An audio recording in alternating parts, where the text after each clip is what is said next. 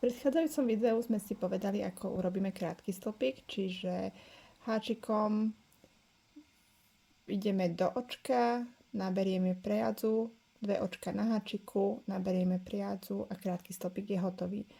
Čiže toto si pamätáme, toto už vieme a teraz si povieme, ako sa robí polodlhý a dlhý stĺpik. Takže toto boli krátke stĺpiky, tie môžeme vypárať, áno, aj to je súčasť háčkovania. Kto neháčkuje, nepára. Takže tu máme ukončený riadok. Spravíme si jedno reťazkové očko, otočíme priadzu. Opäť toto reťazkové očko preskakujeme a picháme do tohto očka. Ale predtým pri polodlhom stĺpiku nahodíme priadzu, pichneme do druhého očka, naberieme priadzu, teraz máme 3 očka na háčiku, opäť naberieme priadzu a pretiahneme cez všetky 3 očká a toto je polodlhý stĺpik. Čiže zopakujeme si, nahodíme priadzu, vsunieme háčik do očka, vytiahneme priadzu, 3 očka na háčiku, naberieme priadzu, pretiahneme cez všetky 3 očká.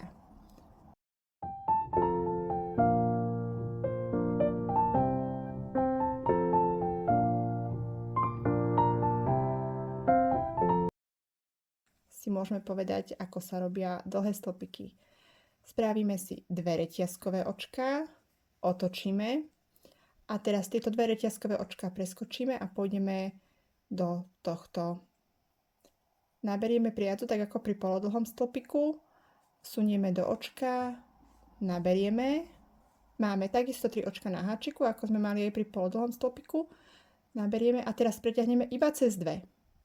Cez tie prvé 2 očka sme pretiahli, 2 očka tu ešte máme, opäť naberieme priadzu a prevlačieme cez zvyšné a toto je dlhý stĺpik. Môžeme si to ešte raz ukázať.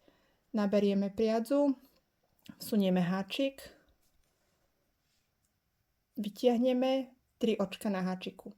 Naberieme cez prvé 2 očka, naberieme priadzu cez zvyšné 2 očka.